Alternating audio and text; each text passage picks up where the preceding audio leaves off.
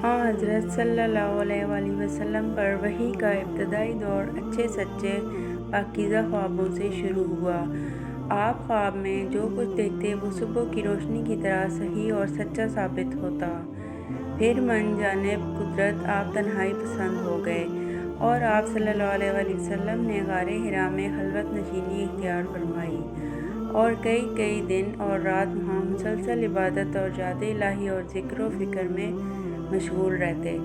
जब तक घर आने को दिल ना चाहता तो हमरा लिए वे वहाँ रहते। तो शाह ख़त्म होने पर ही अहलिया मोहतरमा हज़रत खदीजा रज़ी अल्लाह अन्हा के पास तशरीफ़ लाते और कुछ तोशा हमरा लेकर फिर वहाँ जाकर खलवत गज़ी हो जाते। यही तरीका जारी रहा जहाँ तक कि आप पर हक मुनकशिफ हो गया और आप गारे हिरा ही में क़याम पज़ीर थे कि अचानक हज़रत जिब्रील अलैहिस्सलाम आपके पास हाजिर हुए और कहने लगे कि ऐ मोहम्मद पढ़ो। आप फरमाते हैं मैंने कहा मैं पढ़ना नहीं जानता। आप फरमाते हैं कि फ़रिश्ते ने मुझे पकड़ कर इतने ज़ोर से खींचा कि मेरी ताकत जवाब दे गई।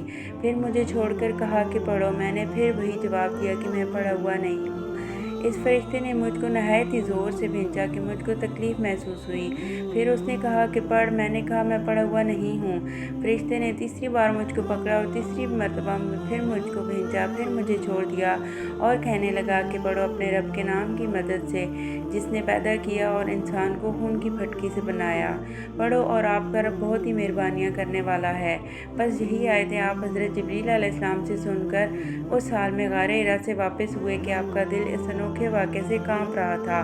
आप हज़रत खदीजा के यहाँ तशरीफ़ लाए और फरमाया कि मुझे कंबल ओढ़ा दो, मुझे कंबल ओढ़ा दो। लोगों ने आपको कंबल ओढ़ा दिया। जब आपका डर जाता रहा तो आपने अपनी ज़ौजा मोहतरमा को तफसील के साथ ये वाक़या सुनाया और फरमाने लगे कि मुझको अब अपनी जान का खौफ हो गया है। आपकी अहलिया मोहतरमा हज़रत खदीजा ने आपकी ढारस बंधाई और कहा कि आपका ख्याल सही नहीं है। खुदा की कसम आपको अल्लाह कभी रुसवा नहीं करेगा।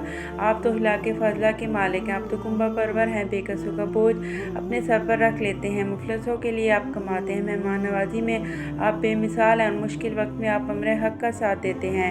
ऐसे औसाफ हुस्ना वाला इंसान जूँ बेवकत ज़िल्लत व ख्वारी की मौत नहीं पा सकता। आप मज़ीद तसल्ली के लिए हज़रत खदीजा आपको बरका बिन नौफल के पास ले गईं जो उनके चचाजाद भाई थे और ज़माने जहलियत में नसरानी मज़हब इख्तियार कर चुके थे और इब्रानी ज़बान के कातिब थे। चुनांचे इंजील को भी हस्बे मंशाए खुदावंदी इब्रानी ज़बान में लिखा करते थे।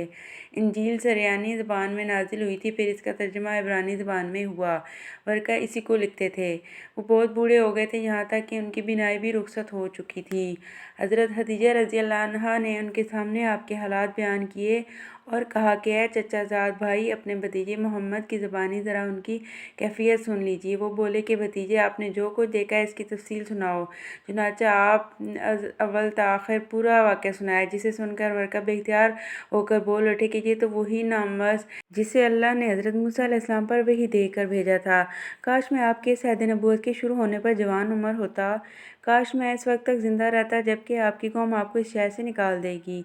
रसूल करीम ने यह सुनकर तअज्जुब से पूछा कि क्या वो लोग मुझको निकाल देंगे, हालांकि मैं तो उनमें सादिक व अमीन मकबूल हूँ। वर्का बोला, हाँ ये सब कुछ सच है, मगर जो शख्स भी आपकी तरफ अमर हक लेकर आया लोग उसके दुश्मन हो गए। अगर आप मुझे आपकी नबूवत का वो ज़माना मिल जाए तो मैं आपकी पूरी पूरी मदद करूँगा। मगर वर्का कुछ दिनों के बाद इंतकाल कर गए। फिर कुछ अर्सा तक वही की आमद मौकूफ़ रही।